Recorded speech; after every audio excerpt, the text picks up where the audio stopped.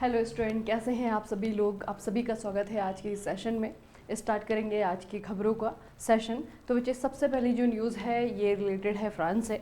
पहले फ्रांस को हम नक्शे में देख लेते हैं कि फ्रांस आपका ग्लोबल मैप पे कहाँ पर आता है, इसकी स्थिति क्या है और कौन कौन सी कंट्री से ये आपका घिरा हुआ है। ठीक है, तो बच्चे फ्रांस जो है एक यूरोपियन कंट्री है। अगर आप इसे देखेंगे और ये भी आपको याद होगा कि इस बार का जो ओलंपिक हुआ है वो यहीं पे हुआ है ना, पेरिस ओलंपिक जो है, पेरिस फ्रांस की राजधानी है। अगर इसके नक्शे में आप लोग देखेंगे तो ये आपका पेरिस है जो कि फ्रांस की कैपिटल है। इसके चारों तरफ जो कंट्रीज़ हैं, इसके उत्तर में देखिएगा तो यहाँ पे आपको बेल्जियम देखने को मिलेगा, ये बच्चे आपका लग्जमबर्ग है। ठीक है, इसके पूरब की तरफ स्विट्ज़रलैंड है, यहाँ पे आपका इटली है। दक्षिण की तरफ इसका जो है स्पेन है। तो ये जो है ये यूरोपियन कंट्रीज़ हैं जो कि फ्रांस के चारों ओर है। लेकिन फ्रांस के चारों ओर जो कंट्रीज़ हैं उससे ज़्यादा इम्पॉर्टेंट है जिन वाटर बॉडीज से ये आपका घिरा हुआ है। अगर आप लोग देखेंगे तो इसके पश्चिम में ये अटलांटिक ओशन है। ठीक है, और इसके उत्तर पश्चिम में आपको देखने को मिलेगा ये है इंग्लिश चैनल, है ना। इंग्लिश चैनल बच्चे यूनाइटेड किंगडम और फ्रांस के बीच में है। इसके दक्षिण पूर्व में अगर आप लोग देखेंगे तो यहाँ पे मेडिटेरियन सी है जिसे हम भूमध्य सागर हिंदी में कहते हैं। ठीक है, तो इन वाटर बॉडी को अच्छे से याद कर लेना कि ये जो है आपका फ्रांस के चारों ओर है। फ्रांस के बारे में पेरिस ओलंपिक के कारण, पेरिस ओलंपिक से तो क्वेश्चन आते ही हैं डायरेक्टली, लेकिन फ्रांस के बारे में भी प्रश्न पूछे जाते हैं। तो फ्रांस एज अ कैपिटल कहाँ पर है, किस तरीके से इसकी लोकेशन है, वो आपको याद रखनी है। अब आते हैं आज की खबर पे। फ्रांस के पेरिस में क्या हुआ है, यहाँ पे बच्चे आपका AI एक्शन समिट 2025 होने जा रहा है। ठीक है, याद रखना AI एक्शन समिट 2025 कहाँ पर होगा, ये आपका बच्चे फ्रांस में होगा। ठीक है, अब यहाँ पे खास बात ये है बच्चे कि ये जो समिट होगा, इस समिट को एक तरीके से चेयर किया जाएगा, यानी कि इसके जो चेयरपर्सन होंगे, प्रमुख व्यक्तित्व होंगे, ये तो एक तो आपके फ्रांस के ही जो प्रेसिडेंट हैं, इनका नाम है इमैनुअल मैक्रोन, और एक जो हमारे प्रधानमंत्री हैं यानी कि भारत के प्रधानमंत्री नरेंद्र मोदी। ठीक है, तो ये जो आपकी कॉन्फ्रेंस होगी या फिर समिट होगी, यहाँ पे नरेंद्र मोदी फ्रांस के राष्ट्रपति इमैनुअल मैक्रोन के साथ AI एक्शन समिट की सह अध्यक्षता करेंगे, ये आपको याद रखना है बच्चे। ठीक है, तो ये जो है 2025 का ये हुआ है AI एक्शन समिट 2025, जिसमें कि भारत के प्रधानमंत्री के द्वारा भी हिस्सेदारी की जाएगी। उसके अलावा ये जो आपका दौरा है प्रधानमंत्री का, तो बच्चे ये अमेरिका का भी है और फ्रांस का भी है। तो पहले फ्रांस जाएंगे फिर आपके अमेरिका जाएंगे। ठीक है, तो ये आपको याद रखना है कि इस बार का AI एक्शन समिट कहाँ पर होने वाला है, पेरिस में होने वाला है, जो कि राजधानी है फ्रांस की। अगली जो न्यूज़ है बच्चे वो इस इक्विपमेंट से रिलेटेड है। अगर आप इसे ध्यान से देखेंगे तो ये पहली नज़र में आपको देखने को लगेगा कि ये शिमला मिर्च है ना। अब शिमला मिर्च का क्या करना है, शिमला मिर्च का किस तरीके से कौन सा इक्विपमेंट बनाया गया है, इस इक्विपमेंट का क्या इस्तेमाल है, वही जो है आज की हमारी अगली न्यूज़ है। ठीक है, तो ये बच्चे जो आपकी मशीन आपको दिख रही होगी, वेंडिंग मशीन जैसे दिख रही है, ये कुछ जो है ये ATM मशीन जैसी दिख रही है ना, लेकिन बच्चे ये जो मशीन है ये है वेस्ट मैनेजमेंट के लिए। ठीक है, और इसका नाम है सृजनम। तो ये जो सृजनम है यह रोगजनक जैव चिकित्सा अपशिष्ट जैसे कि रक्त, मूत्र, थूक, प्रयोगशाला डिस्पोजेबल को महंगे और ऊर्जा गहन भस्मक के उपयोग के बिना कीटाणु रहित कर सकता है। ठीक है, तो बच्चे हमारी आप लोगों ने इन्वायरमेंट तो पढ़ना शुरू कर दिया होगा, आपका CBT 2 का है ना। तो बच्चे वहाँ पे आप लोग देखेंगे कि वेस्ट मैनेजमेंट एक बहुत इंपॉर्टेंट टॉपिक है ना। और जो वेस्ट आता है तो वेस्ट की कैटेगरी भी अलग अलग प्रकार की होती है। कूड़ा जो है आपका सूखा कूड़ा होता है, गीला कूड़ा होता है, जैव कूड़ा, अजैव कूड़ा। तो इस तरीके से जो है आपका जो वेस्ट है उसे बहुत सारी कैटेगरीज में डिवाइड किया जा सकता है। ठीक है, तो ये जो आपका ऐसा कूड़ा है जिससे कि रोग होते हैं। ठीक है, जैसे यहाँ पे एग्जांपल में दिया हुआ है, जैसे कि रक्त है, मूत्र है, थूक है, प्रयोगशाला डिस्पोजेबल है ना। तो ये जो आपके वेस्ट होते हैं इनको एक तो ये कीटाणु रहित कर सकता है। ठीक है, और इसके अलावा ये अन्य ये जो आपका रिग होता है यानी कि जो वेस्ट है इसको दुर्गंध युक्त विषाक्त अपशिष्ट को सुखद सुगंध भी प्रदान करता है ना। आप लोगों ने देखा होगा जहाँ पे जैव कूड़ा होता है, जैव कूड़ा के बच्चे एक खासियत भी है, एक जो है उसका डिसएडवांटेज भी है ना। जैव कूड़ा क्या है कि डिस्पोजल तो हो जाता है, कुछ समय लगता है उसे सड़ने गलने में, लेकिन कुछ समय बाद वो अपने आप नष्ट हो जाता है, गायब हो जाता है। लेकिन उसका एक सबसे बड़ा डिसएडवांटेज ये है कि जब वो सड़ने की प्रोसेस में होता है तो बहुत ही बेकार जो है दुर्गंध उससे आती है ना। तो ये क्या करेगा, ये जो मशीन है ये एक तरीके से जो है आपकी एक मशीन है जिसमें कि ये जितने भी अपशिष्ट हैं एक तो इनको ये कीटाणु रहित करेगा, और दूसरा जो है ये जो दुर्गंध युक्त जो ये जो क्लिनिकल आपका वेस्ट आता है उसको ये सुगंध युक्त बनाएगा। ठीक है, तो इसका नाम आपको याद रखना है सृजनम। और इसकी एक विशेष बात है बच्चे, विशेष बात ये है केंद्रीय मंत्री डॉक्टर जितेंद्र सिंह ने एम्स नई दिल्ली में भारत के पहले स्वदेशी स्वचालित बायोमेडिकल वेस्ट ट्रीटमेंट प्लांट, इसका नाम है सृजनम, इसका शुभारंभ किया है। ठीक है, ये क्या है बच्चे, भारत का पहला स्वदेशी स्वचालित बायोमेडिकल वेस्ट ट्रीटमेंट प्लांट। ठीक है, तो बायोमेडिकल वेस्ट ट्रीटमेंट प्लांट है। वेस्ट ट्रीटमेंट प्लांट में भी आपकी अलग अलग कैटेगरीज होती हैं। ठीक है, तो ये जो आपका वेस्ट ट्रीटमेंट प्लांट है ये किस तरीके का है, ये है आपका बायोमेडिकल। ठीक है, और स्वदेशी है, पहली बार जो है भारत ने इस तरीके का कोई इक्विपमेंट बनाया जो कि पूरी तरीके से भारत की टेक्नोलॉजी पे आधारित है। ठीक है, ये आपको याद रखना बच्चे। तो इसका नाम याद रखना, सृजनम है। यह नवोन्मेषी पर्यावरण अनुकूल तकनीकी CSIR के द्वारा और NIIST, इसका नाम है राष्ट्रीय अंतर विश्वविज्ञान एवं प्रौद्योगिकी संस्थान, इन दोनों के द्वारा इसे डेवलप किया गया है। ठीक है, तो CSIR भी है इसमें और दूसरा जो है आपका NIIST भी है, इन दोनों के द्वारा इसे बनाया गया है।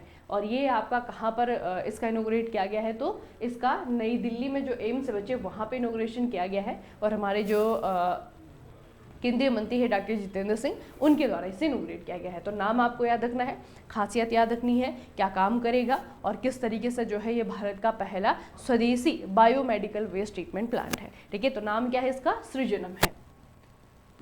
अगली न्यूज़ से पहले थोड़ा सा एक रिवीजन मैं आपको करवाना चाहती हूँ। 2024 में ओलंपिक तो हुए, साथ में वहाँ पे पैरालंपिक भी हुए, पेरिस में ही पैरालंपिक भी हुए थे, है ना। पैरालंपिक में बहुत सारे खिलाड़ियों ने इस बार जो है काफ़ी नाम जो है अपना किया है, मतलब बहुत ज़्यादा पॉपुलर वो हुए हैं। और जितना जो है आप लोगों ने उन्हें सोशल मीडिया नेटवर्क पे देखा होगा, उसके अलावा आप लोगों ने उन्हें अपने क्वेश्चंस में भी देखा। तो अभी आज जो RRB JEE CBT 1 का जो क्वेश्चन पेपर हुआ था, जो पेपर एग्जाम आपका हुआ था, वहाँ पे आप लोगों ने पाया कि बहुत सारे क्वेश्चन जो हैं ये डायरेक्ट यहाँ से पूछे गए हैं, पैरालंपिक से पूछे गए ना। तो बच्चे ये जो है अभी आने वाले 4 साल के लिए बहुत इंपॉर्टेंट रहेंगे, क्योंकि आपको पता है कि जो ओलंपिक है या पैरालंपिक है ये आपका 4-4 साल में आता है ना। तो अभी जो है 2024 का जो ओलंपिक है पैरालंपिक है, ये मत सोचना कि वो जो करंट अफेयर है वो आपका पुराना हो चुका है, वो कभी भी किसी भी एग्जाम में आता रहेगा। 2025 में भी आ सकता है, 2026 में भी आ सकता है। ठीक है, तो बच्चे इस बार का जो पैरालंपिक रहा, पैरालंपिक में हमारे जो खिलाड़ी रहे बहुत अच्छा प्रदर्शन इनका रहा है ना, अभी तक का सबसे बेस्ट प्रदर्शन इन्होंने किया। तो उसमें जो है मैं आपको एक खेल के खिलाड़ियों का नाम याद करवाना चाहती हूँ, ये है आपके तीरंदाज, है ना। इस बार आर्चरी के खिलाड़ी ने भी जो है बहुत कमाल किया। पहली बार ऐसा हुआ है कि आर्चरी में, पैरा आर्चरी में भारत के खिलाड़ी ने गोल्ड मेडल जीता है। तो उनका नाम याद रखिएगा, इनका नाम है हरविंदर सिंह। ठीक है, हरविंदर सिंह ने गोल्ड मेडल जीता है 2024 पैरालंपिक में। और उसके अलावा जो ब्रॉन्ज मेडल यहाँ पे जीता तो उन्होंने टीम कैटेगरी में जीता है। ठीक है, तो ब्रॉन्ज जो मेडल जीता है, इनका नाम है शीतल देवी और इनके जो साथी रहे राकेश कुमार, इन दोनों ने मिलकर के जो है ब्रॉन्ज मेडल जीता टीम कैटेगरी में, है ना। तो एक कांस्य पदक और एक आपका गोल्ड मेडल, ये दोनों बच्चे आपको याद रखना है। और इनमें से कोई भी खिलाड़ी ऐसा नहीं कि जो एक दूसरे से थोड़ा सा कम हो। एग्जाम के लिए सभी के सभी इंपॉर्टेंट है। शीतल देवी भी इंपॉर्टेंट है, वो ऑलरेडी जो है पहले से ही चर्चाओं में थी, हालांकि इस बार गोल्ड नहीं मिला उन्हें पैरालंपिक में, लेकिन फिर भी बच्चे वो इंपॉर्टेंट प्लेयर हैं, उनको आपको याद रखना है। और दूसरा आपको हरविंदर सिंह को याद रखना है, क्योंकि हिस्ट्री में अभी तक के जो हमारे पैरा एथलेटिक्स या पैरा गेम्स हैं उसमें जो है आपका हिस्ट्री में पहली बार किसी पैरा आर्चर ने गोल्ड मेडल जीता है पैरालंपिक में। ठीक है, तो इनका दोनों का ही, तीनों का नाम आपको याद रखना है। ठीक है, हरविंदर सिंह का नाम याद रखना, शीतल देवी का नाम याद रखना और राकेश कुमार का नाम याद रखना। ठीक है, अब इसी से रिलेट करते हुए हम आज की खबर पढ़ेंगे।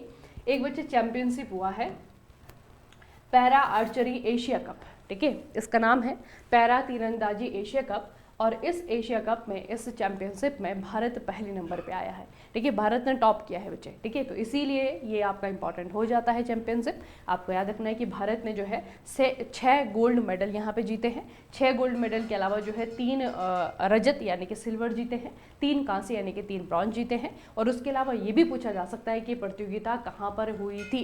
तो एशिया कप है तो ऑब्वियस सी बात है कि किसी एशियन कंट्री में हुआ होगा। तो ये एशियन कंट्री है आपकी थाईलैंड, बैंकॉक में इसका आयोजन किया गया था।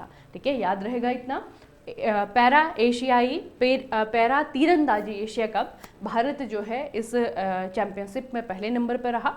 टोटल भारत ने, अगर आप लोग देखेंगे तो 6 गोल्ड मेडल जीते भारत ने। ठीक है, और टोटल जो है 12 पदक जीते हैं। तो 6 गोल्ड मेडल और 12 पदक आपको याद रखना है, पहले स्थान पर रहा है और ये आपका बैंकॉक थाईलैंड में आयोजन किया गया है। अगली न्यूज़ बच्चे एक अवार्ड से रिलेटेड है। पहले अवार्ड के बारे में पढ़ते हैं, पुरस्कार के बारे में पढ़ते हैं। एक पुरस्कार हमारे देश में दिया जाता है, इसे कहते हैं गोल्डन पीकॉक अवार्ड। ठीक है, गोल्डन पीकॉक अवार्ड 1991 में इंस्टीट्यूट ऑफ डायरेक्टर्स भारत के द्वारा स्थापित गोल्डन पीकॉक अवार्ड को अब दुनिया भर में कॉर्पोरेट उत्कृष्टता के मानक के रूप में माना जाता है। देखिए, कॉर्पोरेट एक्सीलेंस है ना, जो कॉर्पोरेट कंपनीज़ हैं, जितनी भी कंपनी है, चाहे वो प्राइवेट सेक्टर की कंपनी है, चाहे वो आपके पीएसयू हैं, ठीक है, इन कंपनीज़ को बच्चे मापा जाता है, इनको जो है एनालिसिस किया जाता है और ये कितनी ज़्यादा एक्सीलेंट है अपने काम में, अपने ड्यूटीज़ को लेकर के, अपनी रिस्पॉन्सिबिलिटी को लेकर के, इसके आधार पर जो है इन्हें रैंक दिया जाता है और फिर इनका प्रदर्शन अगर अच्छा हो तो उन्हें एक पुरस्कार दिया जाता है। भारत में 1991 में इसकी शुरुआत हुई थी और इसका नाम है गोल्डन पीकॉक अवार्ड। इस बार भी 2025 के लिए ये अवार्ड का अनाउंसमेंट हो चुका है और इस बार बच्चे किसने जीता है ये, इस कंपनी का नाम आप लोगों ने सुना हुआ है, कोल इंडिया लिमिटेड नाम है। ठीक है, तो कोल इंडिया लिमिटेड CIL, कोल इंडिया लिमिटेड को मुंबई में आयोजित 19वें अंतर्राष्ट्रीय कॉर्पोरेट सामाजिक उत्तरदायित्व सम्मेलन में प्रतिष्ठित गोल्डन पीकॉक CSR अवार्ड 2024 से सम्मानित किया गया। ठीक है, याद रखेंगे इतना, ये आपके कोल इंडिया लिमिटेड बच्चे और इनकी जो सोशल रिस्पॉन्सिबिलिटी है, हर कंपनीज़ को गवर्नमेंट की तरफ से जो आपका कंपनी एक्ट है ना, उसमें ये कहा गया है कि कंपनी अगर मुनाफा कमा रही है, अगर उनका प्रॉफिट बहुत ज़्यादा हो रहा है तो उनके प्रॉफिट में से कुछ परसेंटेज उन्हें किसी भी प्रकार के सोशल वर्क पे लगाना होगा, है ना। तो इस काम में बच्चे आपका जो CIL है ये हमेशा ही पहले नंबर पे रहता है, तो इनके इस एक्सेलेंस को देखते हुए इन्हें जो है इस बार ये पुरस्कार दिया गया है। ठीक है, उसके अलावा यह पुरस्कार CISL के जो अध्यक्ष हैं अभी वर्तमान में श्री PM प्रसाद, नाम याद रखेंगे, और जो इसके निदेशक हैं, डायरेक्टर हैं, इनका नाम है विनय रंजन, है ना। तो ये इतने इंपॉर्टेंट नहीं है क्योंकि कर्मिक है, मतलब कि अभी थोड़ा सा टेम्प्रेरी ने लगाया है, लेकिन जो अध्यक्ष बच्चे श्री PM प्रसाद, आपको याद रखना है कि ये अभी जो कोल इंडिया लिमिटेड कंपनी है इसके अध्यक्ष है। ठीक है, इसके सॉरी ये आपके प्रेसिडेंट है। ठीक है, उसके बाद है आपका कोल इंडिया लिमिटेड पिछले 5 वर्षों से लगातार केंद्रीय सार्वजनिक क्षेत्र के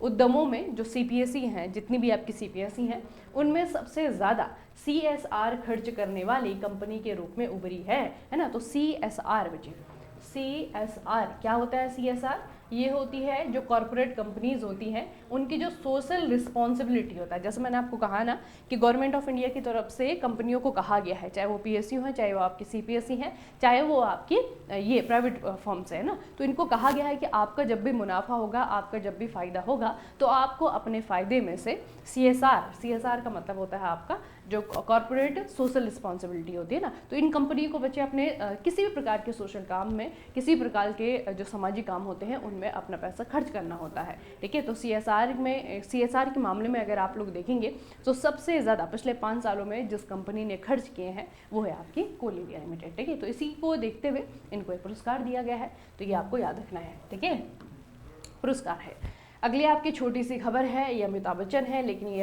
अमिताभ बच्चन नहीं है, ये AI के द्वारा जनरेटेड इनका क्लोन है। ठीक है, और इनका इस क्लोन का इस्तेमाल किया जा रहा है बैंकिंग अवेयरनेस को बढ़ाने के लिए। ठीक है, तो ये क्लोन किसने बनाया है, कौन सा बैंक जो है एज अ ब्रांड एम्बेसडर इसका इस्तेमाल कर रहा है, बस यही आपकी खबर है। ठीक है, देखिए बैंक है आपका IDFC फर्स्ट बैंक, इसका नाम है। हैदराबाद में स्थित एक स्टूडियोज़ है, इसका नाम है आइकॉन्स स्टूडियोज। ठीक है, आइकॉन्स स्टूडियोज ने अमिताभ बच्चन के AI अवतार को, AI क्लोन को, अवतार को सभी बैंकिंग संचार, मतलब जितनी भी आपकी बैंकिंग ट्रांजेक्शन्स होती है ना, उसके लिए अवेयरनेस बढ़ाने के लिए, उसके लिए अवेयरनेस फैलाने के लिए इन्होंने इसका इस्तेमाल किया है। और बैंक कौन सा है जो इस्तेमाल कर रहा है, तो ये बैंक है आपका IDFC फर्स्ट बैंक। ठीक है, तो IDFC फर्स्ट बैंक के साथ में इस स्टूडियोज की साझेदारी के बाद में ये अमिताभ बच्चन का क्लोन है। बेसिकली आपको बस इतना पूछा जाएगा कि कौन से एक्टर का इस्तेमाल हो रहा है ना, कौन से एक्टर के क्लोन का इस्तेमाल हो रहा है, तो अमिताभ बच्चन का। इस तरीके से आप लोगों ने पहली बार देखा होगा कि किसी एक्टर या कोई भी आपकी फेमस पर्सनैलिटी है उसके AI क्लोन से जो है अपनी ब्रांड एम्बेसडरिंग या फिर अपनी जो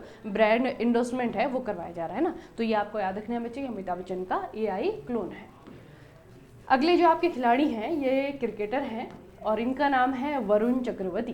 ठीक है, वरुण चक्रवर्ती बच्चे वर्तमान में 36 साल के हैं, नहीं ये 33 साल के हैं। ठीक है, तो ये 33 साल के हैं, 33 साल 164 दिन इनकी उम्र है और इन्होंने इस उम्र को देखते हुए एक रिकॉर्ड क्रिएट किया है। ठीक है, तो रिकॉर्ड क्या है बेसिकली, वरुण चक्रवर्ती अभी इन्होंने एक मैच में अपना डेब्यू किया था। डेब्यू आपको पता है ना, जब कोई खिलाड़ी पहली बार किसी इंटरनेशनल मैच में खेलता है, ठीक है। तो 33 साल के हैं और इस उम्र में जो है इन्होंने अभी जो मैच हो रहे हैं इंडिया और इंग्लैंड के, तो इन्होंने जो है जो दूसरा वनडे है यहाँ पे इन्होंने अपना वनडे डेब्यू किया है, ठीक है। तो बच्चे इस उम्र में डेब्यू करने वाले ये भारत के जो है दूसरे सबसे उम्रदराज खिलाड़ी बने हैं, क्योंकि इससे पहले जो सबसे उम्रदराज डेब्यू हमारे देश में हुआ था क्रिकेट में, वो हुआ था फारूक इंजीनियर का। ये 36 साल के थे, ठीक है। तो 33 जो है इनकी एज है, बस वही जो है इनको थोड़ा सा स्पेशल बना रही है। अभी तो डेब्यू किया है तो देखते हैं। तो वरुण चक्रवर्ती बच्चे इन्होंने, इनका आपको नाम याद रखना है। ये जो है स्पिनर है यानी कि बॉलर है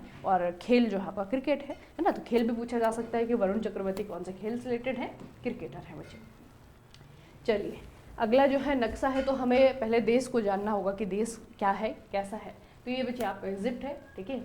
इजिप्ट के बारे में है। इजिप्ट का नक्शा अगर आप लोग देखेंगे तो इजिप्ट के दक्षिण में जो है सूडान है, इजिप्ट के पश्चिम में जो है आपका लीबिया है, इजिप्ट के उत्तर में आपका मेडिटेरियन सी यानी कि भूमध्य सागर है, और इजिप्ट के पूरब में जो है बहुत सारी चीज़ें हैं। उनमें से एक सबसे इम्पॉर्टेंट है स्वेज कैनाल, ये आपकी स्वेज नहर है। और नीचे अगर आप लोग देखेंगे तो ये लाल सागर है, और यहाँ पे एक छोटी सी खाड़ी भी आती है जिसे कि गल्फ ऑफ अकाबा कहा जाता है, ठीक है। तो इतनी सारी चीज़ें जो है आपको इजिप्ट के बारे में याद रखनी है, ठीक है बच्चे।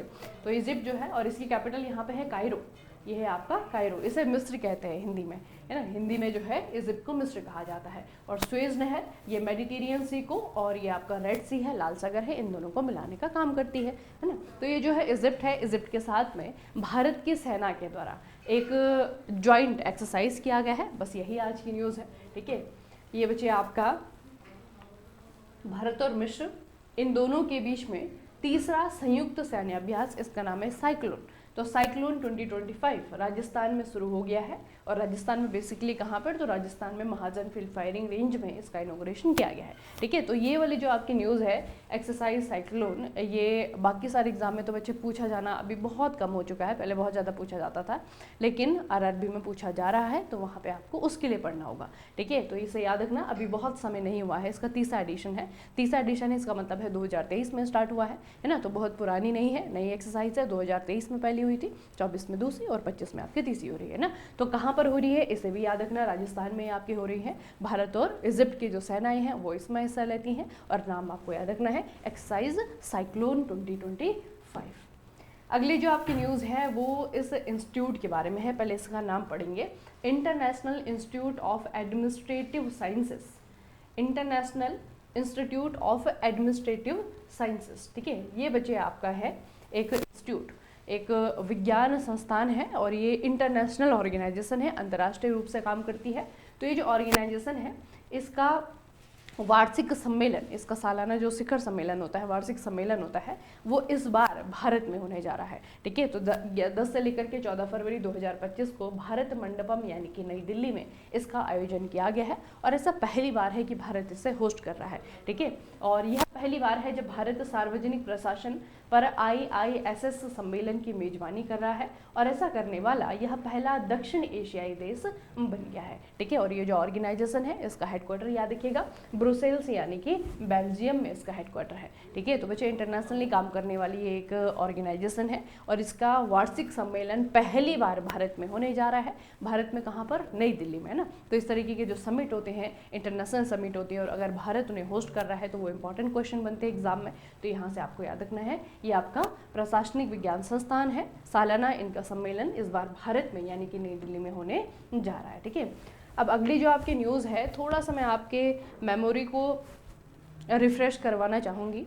आपको बच्चे अगर याद हो तो पिछले साल भी हमने जो है एक डिज़ीज़ के बारे में पढ़ा था, जिसने कि भारत को बहुत एक बुरे तरीके से जो है प्रभावित किया था, है ना। तो ये बच्चे आपकी डिज़ीज़ है जो कि मवेशियों को हुई थी। सबसे ज़्यादा इसने जो गाय है, काव है ना, जो कैटल कैटेगरी है, उसे जो है बहुत ज़्यादा इसने इम्पैक्ट किया था। इस डिज़ीज़ का नाम है आपका लंपी स्किन डिजीज़, है ना। तो ये जो आपकी डिज़ीज़ थी सबसे ज़्यादा गायों को इसने प्रभावित किया था। भारत में जो है महाराष्ट्र का जो स्टेट है वहाँ पर गायों को बहुत बुरी तरीके से इसने प्रभावित किया था। और ये जो डिजीज़ है उस समय से जो है लगातार, क्योंकि बच्चे जो काऊ है या फिर जो ये मवेशियों की प्रजातियाँ हैं ये हमारे लिए बहुत इंपॉर्टेंट है। खास करके आपको पता है कि ग्लोबली हम लोग मिल्क प्रोडक्शन में जो है पहले नंबर पे है, तो और बेचने में पहले नंबर पे मिल्क के प्रोडक्ट बनते हैं, दूध के जो है बहुत सारे प्रोडक्ट होते हैं जिससे कि हम निर्यात करते हैं ना। तो ये जो डिजीज़ है इसने हमारी इकोनॉमी को एक तरीके से जो है हमला किया था, इकोनॉमी पे इसने इफेक्ट डाला था। तो उसके बाद जो है लगातार इसके वैक्सीन को बनाने को लेकर किस तरीके की बहुत सारी जो है आपकी चर्चाएँ चल रही थी। तो अभी जाकर के जो है एक वैक्सीन है जिसे मैं आपको बताऊंगी, इसे थोड़ा सा याद रखना बच्चे। पशु स्वास्थ्य वैक्सीन निर्माता और भारत बायोटेक समूह की कंपनी बायोवेट, कंपनी का नाम है बायोवेट, ठीक है। ये जो बायोवेट है इन्होंने भारतीय कृषि अनुसंधान परिषद ICAR के सहयोग से डेयरी मवेशियों और भैंसों के लिए विकसित गांठदार त्वचा रोग यानी कि जो लंपी स्किन डिजीज है उसकी वैक्सीन का नाम है बायोलंपी वैक्सीन, ठीक है। बायोलंपी वैक्सीन है, आप लोगों को पढ़ाया भी होगा कि इन्होंने एक वैक्सीन बनाई है। तो फिलहाल ये जो वैक्सीन है, अब जब बच्चे कोई भी वैक्सीन बनती है ना, चाहे वो जानवरों के लिए बने चाहे वो इंसानों के लिए बने, वो बहुत सारे ट्रायल से उसे गुजारा जाता है, बहुत सारे टेस्ट उसके किए जाते हैं। तो इसके भी पिछले 1 साल से जो है लगातार बहुत सारे टेस्ट हो रहे थे, तभी जाकर के जो है बच्चे इसको एक अप्रूवल मिला है, ठीक है। तो इसे मंजूरी दे दी गई है। तो मतलब ये जो बीमारी अगर दोबारा यहाँ पे आती है, दोबारा मवेशियों को परेशान करती है, तो उसका जो है इलाज हमारे पास में है, ठीक है। तो ये जो वैक्सीन है इसका नाम आपको याद रखना है, बायोलंपी वैक्सीन इसका नाम है।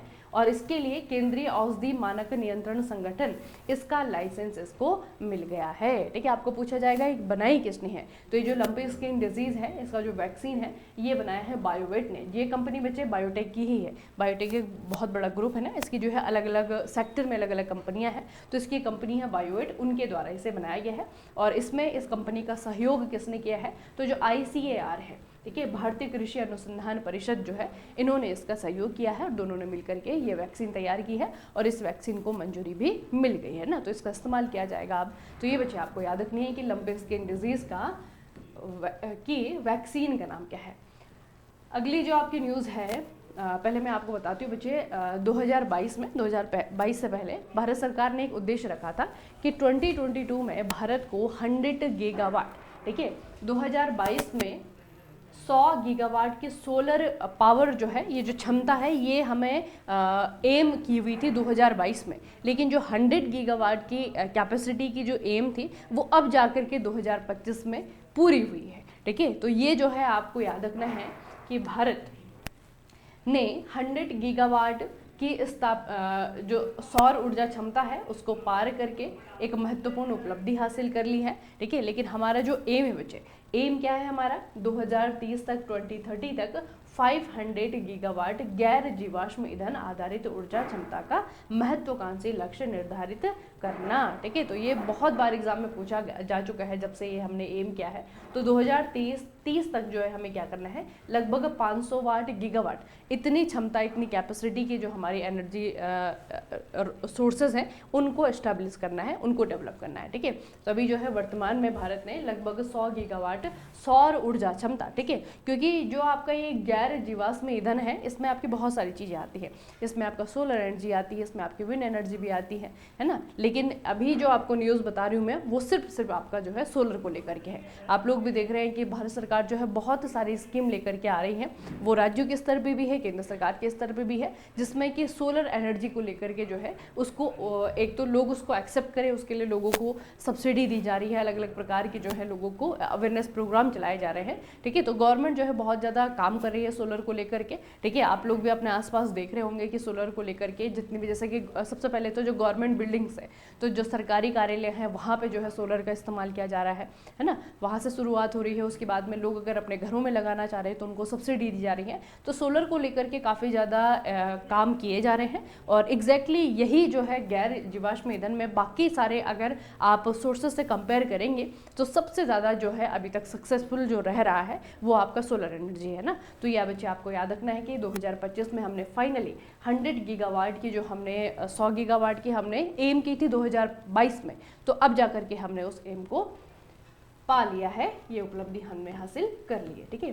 तो चलिए ये आज की जो है आपकी अंतिम न्यूज़ है, ठीक है। आपको वही करना है, जो जो माइंड में आपकी आई हैं, जो जो खबरें आपके दिमाग में हैं, उन्हें जो है लिख देना है वीडियो खत्म होने के बाद, ठीक है। तो ये जो है देखेंगे कितनी ज़्यादा जो है आप लोगों की कैपेसिटी है डेटा को कैरी करने का, है ना। अभी हमारा टाइम स्पेन जो है इतना ज़्यादा कम हो गया है क्योंकि हम रील देखने के आदी हो चुके हैं, है ना। तो ये चीज़ें याद रहनी बहुत बड़ी बात होगी, जिस बच्चे को याद हो जाए। आपका कमेंट में पढ़ती हूँ, जो भी बच्चे करते हैं कमेंट, ठीक है, बहुत सराहनीय है, क्योंकि अभी जिस तरीके के परिवेश में, माहौल में आप लोग रह रहे हैं, वहाँ से आप अपने आप को हटाना और फिर इस तरीके की अगर आप लोग मेमोरी रख रहे हैं अभी भी अपने पास में, अपना अटेंशन आपका अभी भी इतना स्ट्रांग है, तो बहुत बड़ी बात है बच्चे, ठीक है। चलिए फिर आप लोग, ये आज की अंतिम खबर है। कल मिलेंगे फिर दूसरे सेशन में, तब तक के लिए पढ़ते रहेंगे, बढ़ते रहेंगे, अपना खूब सारा ख्याल रखेंगे। आप सभी का बहुत बहुत धन्यवाद।